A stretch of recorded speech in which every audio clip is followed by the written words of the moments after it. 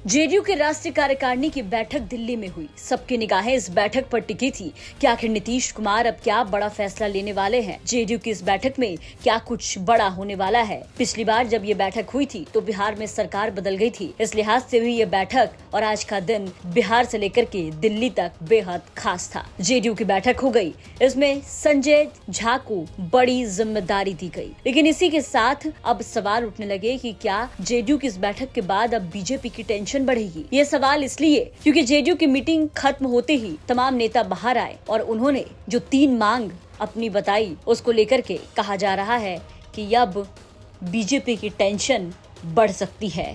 क्या है वो 3 मांग, चलिए आपको बताते हैं। सबसे पहले उन 3 मांगों में पहली मांग है बिहार को विशेष राज्य दर्जा देने की मांग, जो जेडीयू काफी लंबे अरसे से बिहार के लिए कर रहा है और इस बार भी जेडीयू अपनी मांग पर अड़ा है। जेडीयू कार्य समिति की बैठक में एक बार फिर विशेष राज्य के दर्जे का सुर छोड़ा गया। नीतीश कुमार की ओर से केंद्र सरकार से मांग की गई कि वो बिहार को या तो विशेष राज्य का दर्जा दे या फिर विशेष पैकेज दे।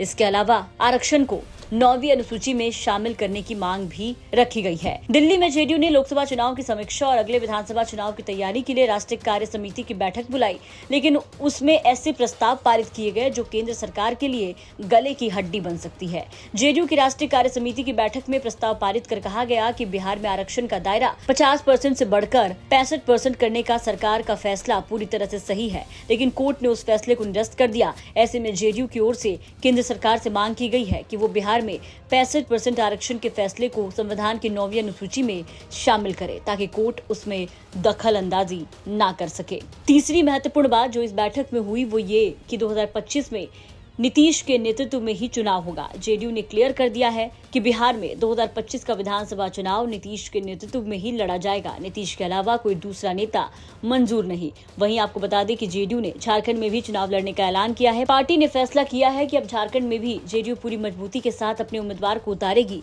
पार्टी बीजेपी से तालमेल करने की कोशिश करेगी, लेकिन अगर गठबंधन नहीं हो पाया तो अपने दम पर मजबूती से चुनाव लड़ने की तैयारी शुरू करने का फैसला लिया गया है। इन तमाम बातों के सामने आने के बाद अब कहा जा रहा है कि बीजेपी की टेंशन अब जेडीयू बढ़ाती हुई नजर आएगी। ऐसे में देखना होगा कि जेडीयू की इन डिमांडों पर बीजेपी की तरफ से क्या कुछ फैसला आता है। क्या बीजेपी जेडीयू की इन डिमांडों को मानती है या फिर नहीं। आपको क्या लगता है, अपनी राय कमेंट करके जरूर बताएं। ब्यूरो रिपोर्ट, बिहार तक।